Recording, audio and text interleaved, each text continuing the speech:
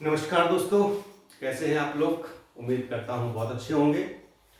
दोस्तों, जैसा कि मैंने आपसे कहा था कि अगला वीडियो आपको पद्म पुरस्कार का प्राप्त होगा, तो शेड्यूल के अकॉर्डिंग हम आपके सामने उपस्थित हुए हैं और आज हम लोग पढ़ेंगे पद्म पुरस्कार 2024 के बारे में। इसमें 3 पुरस्कार होते हैं बेसिकली, पद्मश्री, पद्म भूषण और पद्म विभूषण।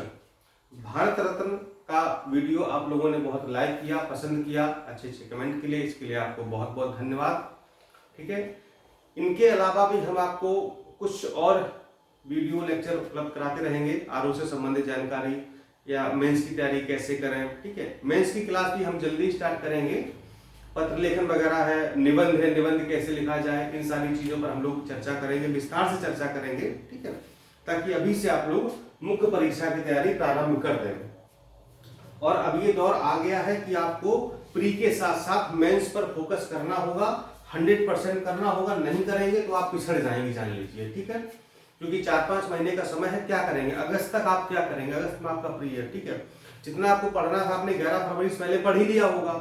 जो बचा खुचा है तो उसको आप बीच बीच में पढ़ते रहिए, लेकिन मैं कहूंगा कि साथ में आप आधा टाइम प्री को, आधा टाइम मेंस को दीजिए।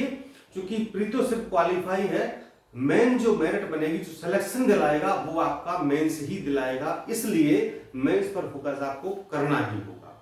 अभी से आप लोग मेंस से जुड़ जाइए और उसकी तैयारी प्रारंभ कर दीजिए। ठीक है, जो पत्र लेखन है अभी से प्रारंभ कर दें, निबंध लेखन अभी से स्टार्ट कर दें। पत्र सारे आपको यहाँ पर पढ़ाए जाएंगे। 9 प्रकार के पत्र है, सारणी रूप है। सारे पत्र जो भी शासन प्रशासन में जैसे हूबहू चलते हैं वही पूरे एकदम से रहेंगे। कहाँ कॉमा, विराम, भवधि कहाँ रहेगा, आज्ञा से, दिनांक, स्थान, ठीक, ये सारी चीजें, विषय विषय कैसे, ठीक है ना, मतलब वही। और एग्जामिनर भी वही चाहता है। अब जो मार्केट में किताबें हैं उसमें तो 5 साल पहले, 10 साल पहले जो फॉर्मेट लिखा गया था बस वही चल रहा है, अपडेट ही नहीं किया गया। ठीक है, और वो अगर आप लिख के आएंगे तो फिर आप 8 में आपको कितने नंबर मिलेंगे आप खुद देख लीजिए। ठीक है, खैर जो भी है, लेकिन मेरा मूल कहने का मतलब ये है कि मेंस की तैयारी अभी से आप स्टार्ट कर दें। ठीक है, प्री की आपकी चलती रहेगी, पीसीएस प्री भी होता रहेगा, आरओ प्री भी होता रहेगा। दोनों परीक्षाएं नजदीक हैं। प्री आपका, पीसीएस आपका जुलाई में है और आपका आरओ का अगस्त में है। ठीक है, इसके बाद मेंस की आपकी डेट आएगी। ठीक है, लेकिन मेंस में बहुत समय मिलेगा नहीं, ना ही पीसीएस में और ना ही आरओ में। इसलिए अभी से अपनी तैयारी को मजबूत करते हुए आगे बढ़ें। ठीक है, चलिए इतने बैच स्टार्ट किए गए हैं। ठीक है, आरओ एग्जाम के लिए क्रैश कोर्स, एग्जाम के लिए टेस्ट सीरीज। ठीक है, पीसीएस के लिए crash course, test series, RO मुख्य परीक्षा के लिए पूरा कंप्लीट बैच है। पीडीएफ मिलेगा, वीडियो मिलेंगे आपको क्लास। ठीक है, और बीओ के लिए, खंड शिक्षा अधिकारी के लिए भी जो भी लोग तैयारी कर रहे हैं, जुड़ना चाहें जुड़ सकते हैं। साथ ही साथ टेलीग्राम चैनल आप लोग जरूर ज्वाइन कर लें। क्या नाम है, बीपी एडू केयर, हर बार बोलते हैं आपको। ठीक है, लेकिन फिर भी आप लोग ज्वाइन नहीं करते है ना। सारी इंफॉर्मेशन, इस वीडियो की पीडीएफ भी आपको उसी ग्रुप में मिल जाती है। डेली करंट अफेयर्स आपको मिलता है, सारा अपडेट वहां पर मिलता है, क्या होने वाला है, जो भी जानकारियां हैं सब कुछ आपको वहीं पर मिलती रहेंगी। इसलिए इसको जरूर ज्वाइन कर लें। चलिए क्लास स्टार्ट करते हैं। पद्म पुरस्कार 2024। ठीक है, कितने लोगों को दिया गया है, टोटल 132 लोगों को दिया गया है। ठीक है, 5 लोगों को पद्म विभूषण दिया गया है, 17 लोगों को पद्म भूषण दिया गया है और 110 लोगों को पद्मश्री से सम्मानित किया गया है। पद्म विभूषण जो 5 लोगों को मिला है, 5 के 5 नाम पढ़ेंगे। पद्म भूषण में से इंपॉर्टेंट नाम पढ़ेंगे और पद्मश्री में से भी इंपॉर्टेंट नाम पढ़ेंगे, और वो नाम पढ़ेंगे जो यूपी से रिलेटेड यानी कि उत्तर प्रदेश से संबंध रखते हैं और परीक्षा में आने की संभावना है। ठीक है, 110 नाम याद करने का कोई मतलब नहीं है। चलिए, 25 जनवरी को गणतंत्र दिवस की पूर्व संध्या पर इनकी घोषणा हर वर्ष की जाती, ध्यान रहे। ठीक है, 25 जनवरी को हर वर्ष पूर्व संध्या पर यानी गणतंत्र दिवस की पूर्व संध्या पर इन पुरस्कारों की घोषणा की जाती है। और इस वर्ष कुल 132 लोगों को, 132 हस्तियों को यह पुरस्कार दिया गया है। ठीक है, अब देखिए यहां से प्रश्न कैसे बनेगा वो आपको हम लास्ट में बताएंगे। पहले पूरा पढ़ लीजिए, इसके बाद यहां से प्रश्न कैसे कैसे बनते हैं, मतलब कैसे घुमाया जाता है, ये आपको बताएंगे। पद्म पुरस्कार देश के सर्वोच्च नागरिक पुरस्कारों में शामिल है। और ये 3 श्रेणियों में दिए जाते हैं। कौन से? पद्म विभूषण, पद्म भूषण और पद्मश्री। ठीक है, यानी पद्म पुरस्कारों के अंतर्गत 3 कैटेगरीज हैं। जो सबसे बड़ी कैटेगरी है वो पद्म विभूषण है, उससे छोटी पद्म भूषण है और उससे छोटी पद्मश्री है। ठीक है, और ये जो पुरस्कार हैं, ये पुरस्कार तीनों के तीनों भारत रत्न से छोटे हैं। यानी कि भारत रत्न है वो देश का सर्वोच्च नागरिक पुरस्कार है, नागरिक सम्मान है। उसके बाद आपका पद्म विभूषण आता है, इसके बाद पद्म भूषण आता है, इसके बाद पद्मश्री आता है। ठीक है, तो ये हो गया आपका।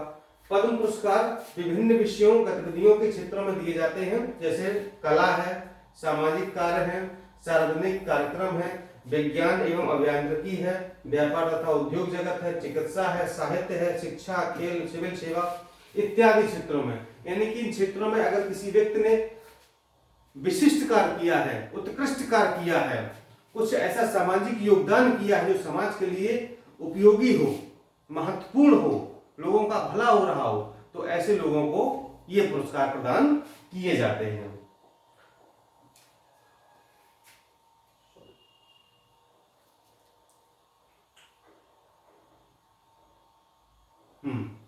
आगे चलते हैं। पद्म विभूषण पुरस्कार असाधारण और विशिष्ट सेवा प्रदान करने के लिए दिया जाता है। यानी किसी ने कोई विशिष्ट सेवा दी हो या कोई ऐसा असाधारण कार्य किया हो। क्योंकि पद्म विभूषण बहुत बड़ा पुरस्कार, जान लीजिए, भारत रत्न के बाद इसी का नंबर आता है। ठीक है, तो मतलब कोई विशिष्ट कार्य किया हो, बहुत बड़ा कार्य किया है, तब जाके उसको पद्म विभूषण मिल जाएगा। ठीक है, उससे थोड़ा कम किया है तो पद्म भूषण मिल जाएगा, उससे थोड़ा कम किया है तो पद्मश्री मिल जाएगा। उच्च कोटि की विशिष्ट सेवा के लिए पद्म भूषण, ठीक है, और किसी भी क्षेत्र में विशिष्ट सेवा के लिए पद्मश्री। ठीक है, तो 3 कैटेगरी है। ठीक है, या 1 2 3 कह लो, जैसे भी कह लो। यानी कि बहुत अच्छा कार्य किया तो पद्म भूषण, पद्म विभूषण, उससे थोड़ा कम किया पद्म भूषण दे दिया, उससे कम किया पद्मश्री दे दिया। इस तरीके से जो है कैटेगराइजेशन होता है। तो इस वर्ष सूची में कितने नाम शामिल है? 5 लोगों को पद्म विभूषण, पहले मैंने बता दिया आपको, 17 को पद्म भूषण और 110 लोगों को पद्मश्री दिया गया है। ठीक है, और एक खास बात यह है कि इन 132 लोगों में 30 महिलाएं भी शामिल हैं, ये जान लीजिए। ठीक है, महिलाओं की संख्या भी 30 अच्छी खासी संख्या है। इस सूची में विदेशी, NRI, POI, OCI श्रेणी के 8 व्यक्ति तथा 9 मरणोपरांत। ठीक है, यानी कि जो ये विदेशी लोगों को भी दिया जाता है, ऐसा नहीं कि देश के हो। ठीक है, तो 8 लोग वो हैं और 9 ऐसे लोग हैं जिनको मरणोपरांत ये पुरस्कार दिया गया है। ठीक, चलिए आगे बढ़ते हैं। हाँ, ये देख लीजिए भैया, आपके हैं पद्म विभूषण 5 लोग हैं। पहले आपकी श्रीमती विजयामाला बाली, इनका क्षेत्र है कला और ये रहने वाली है कहाँ की? तमिलनाडु की। ठीक है, कहाँ की है ये? तमिलनाडु की है। अब देखिए, ध्यान रहे, यहां से प्रश्न कैसे बनेगा? कब यहां से प्रश्न कई प्रकार के बनते हैं। मान लो निम्न में से किसको पद्म विभूषण दिया गया है? ठीक है, 3 नाम गलत दिए हैं, 1 नाम ही दे दिया है। ठीक है, 3 महिलाओं के नाम और दे दिए, तो इनको दिया गया, सही हो गया। यहां तक तो ठीक है, ऐसे प्रश्न बनेगा। दूसरा प्रश्न बनता है कैसा? मिलान करने वाला। ठीक है, यानी कि नाम रहेगा और क्षेत्र रहेगा। ठीक है, जैसे विजयवाली जी कला क्षेत्र में है, वेंकैया नायडू है सार्वजनिक कार्य क्षेत्र में है, बंदेश्वर पाठक है सार्वजनिक कार्य। तो ये मतलब ना कि ऐसे ऐसे आपको मिलाना रहेगा, ऐसी बात। ठीक है, अब ये श्रीमती विजयवाली है, इनके सामने लिखा होगा सार्वजनिक कार्य। ठीक है, वेंकैया नायडू है, इनके लिखा सामने लिखा होगा कला। ठीक है, इस तरीके से भी आपको मिला के जो है वही 1 2 3 4 वाला क्रम वो आपको सही करना पड़ेगा। ठीक, या इनके इसको और इसको मिलान करने बोल देंगे कि ये कहाँ के निवासी, इनके सामने आंध्र लिखा हो, किसी का बिहार, किसी सामने तमिलनाडु लिखा, इस तरह से। तो ये चीजें इसलिए नाम, इनका क्षेत्र और ये कहाँ की, ये 5 ही आपको याद करना, ध्यान रहे, यहीं से प्रश्न मूलतः बनता है। ठीक है, तो ये तो आपका ये बन गया। एक प्रश्न कैसे बन जाता है? जैसे मान लो पद्म पुरस्कार कितने हैं टोटल? 132। ठीक है, पद्म विभूषण कितने हैं? 5। ठीक है, पद्म भूषण आपके हैं 17। ठीक है, और 110 आपके क्या है, यहाँ पर लिख लेते हैं 5, 17, 110 और 132। ठीक है, ये सूची ए हो गई, ये सूची आपकी बी हो गई। ठीक है, अब यहाँ पर लिखे होंगे जैसे कि पद्मश्री, ठीक है, कुल पुरस्कार, पद्म भूषण, पद्म विभूषण। ठीक है, आप मिलाइए तो पद्मश्री कितने लोगों को, 110 लोगों को। ठीक है, कुल कितने लोगों को, कितने लोगों को, पद्म भूषण 17 लोगों को, पद्म भूषण इस तरह से। ठीक है, तो इस तरह से भी प्रश्न जो है बनता है मिलाने को। इसलिए टोटल कितने 132 है, 110 पद्मश्री है, 17 पद्म भूषण है, 5 पद्म विभूषण है, दोनों लोगों को दिया गया। ठीक है, पांचों नाम ये आपके सामने ऊपर प्रस्तुत किए गए हैं। ठीक है, चलिए आगे बढ़ते हैं।